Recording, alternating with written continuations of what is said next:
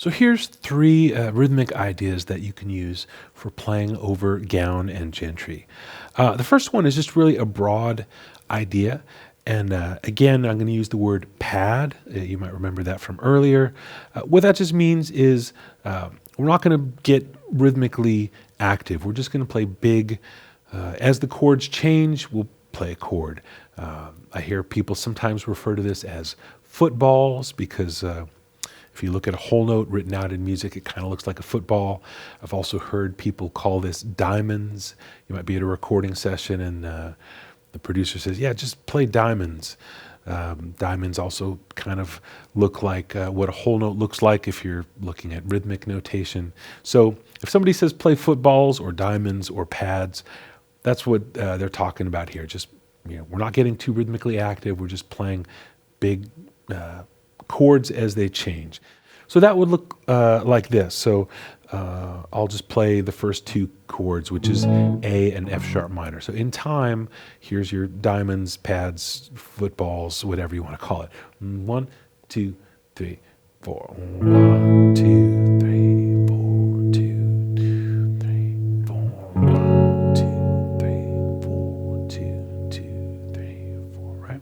So that's all you need to do, but specifically in this rhythmic example, I want to add one twist that can help make that kind of part a little more special and give it just a little bit more electricity, and that is using open strings. Now, what I mean is using open strings in our chord voicing, so rather than just a kind of a stock A chord, I might do something like this. So I'm playing, the first two strings are open, and then I'm playing at the 6th fret and the 7th fret. And that's, if you want to call it A add 2, you could call it that. But it's just simply this, 7th fret, 6th fret, open, open. Right? And that just gives it a little something extra. So that could be your A chord. And your F sharp minor chord could be something like this. So I'm playing 9th fret, 6th fret, 7th fret, and then open. This song is in the key of A. When we were doing, the first song in this course is called Night Music. It's in the key of D flat. Not a lot of opportunities for open strings. But since we're in the key of A and the guitar in standard tuning, it makes it really easy to get some open strings. Let's use them. This is a good opportunity. So now the first two chords would be this. Instead of just these basic chords I played a moment ago, we get this. So 1, 2, 3, 4. 2, 3, 4, 2, 2, 3, 4. 2, 3, 4, 2. And then you could repeat that.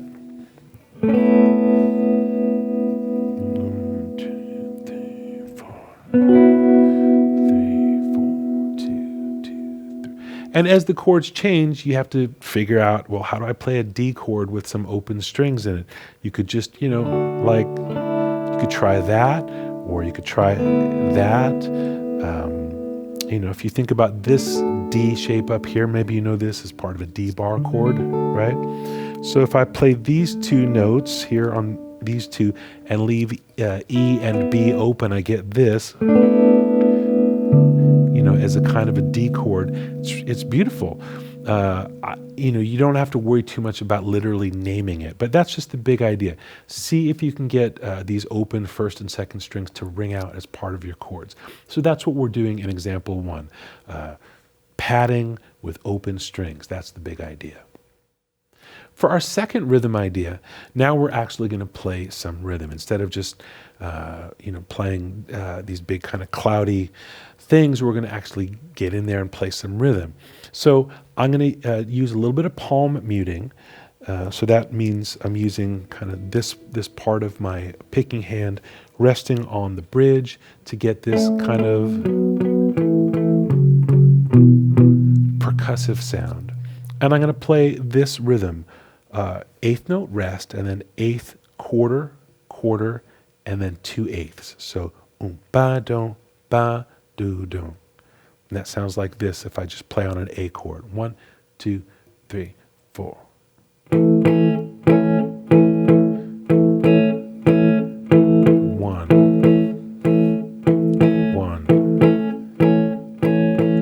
And that's cool.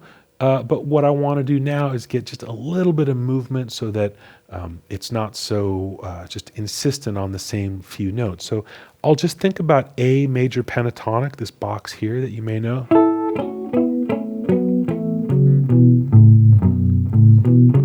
I'm just playing A major pentatonic, but every pair of, I'm playing 2 adjacent strings here, first and second string, and then second and third string,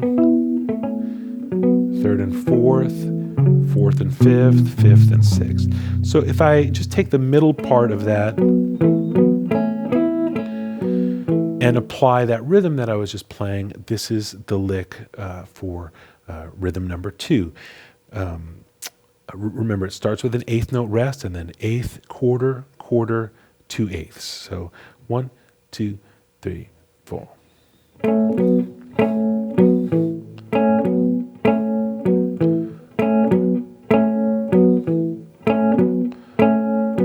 And as the chords change, I'll just try to get these bass notes underneath so you can actually hear it in context. 1, 2, 3, 4.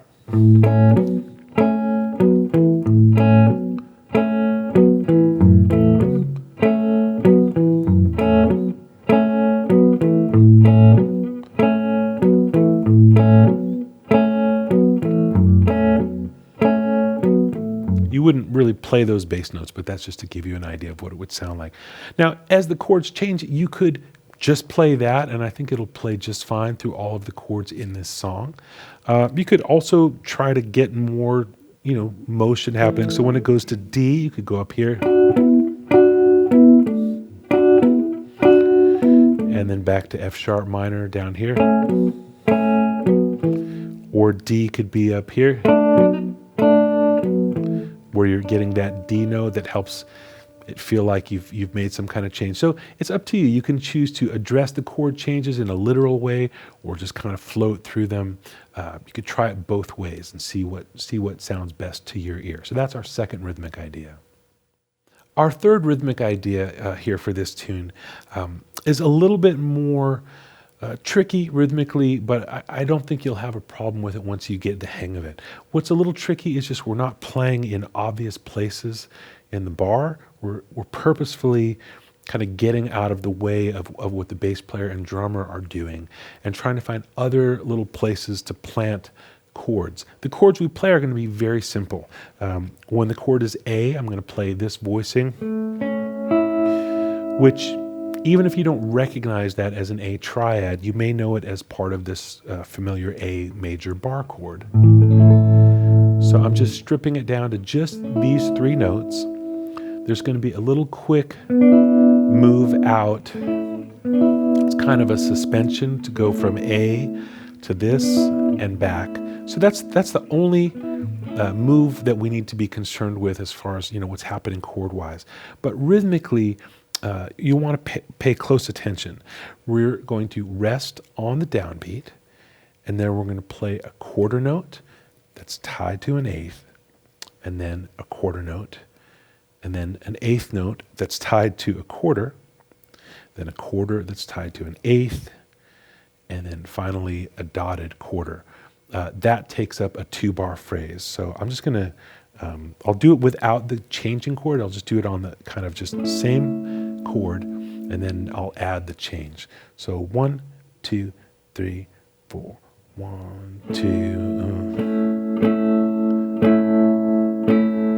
1, 2, 2.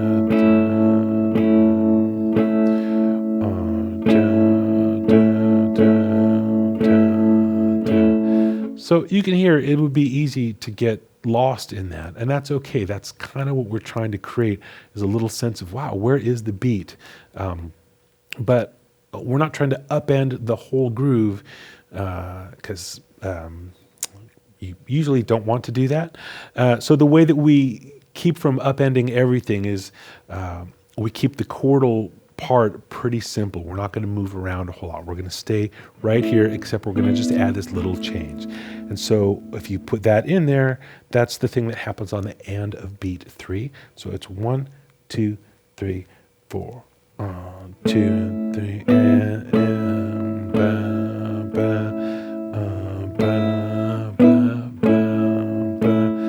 And then when the chords change, you can still do that same thing on the D chord, on the F sharp minor, all the chords in this tune. If you just do that exact same thing, that'll work just fine. If you want to be more adventurous and follow the chords around, you can try to do that. So on the F sharp minor, you might play like something like that, and on D, if you want to, but I think it'll sit a little bit more in the groove if you kind of just stay put here and let the chords change. Let the chords change around you as you hold down the fort here. You're going to have plenty to think about just counting it out and making sure that you stay in that rhythm. A complicated rhythm, when you start playing it over and over again, starts to get more simple to you, and also starts to become a little more simple to the listener. So it doesn't call as much attention to itself. It starts to become somewhat of a background idea. It could even become something hypnotic that just kind of pulses behind the main attraction, which of course would be the soloing. That's the part that's supposed to come to your attention.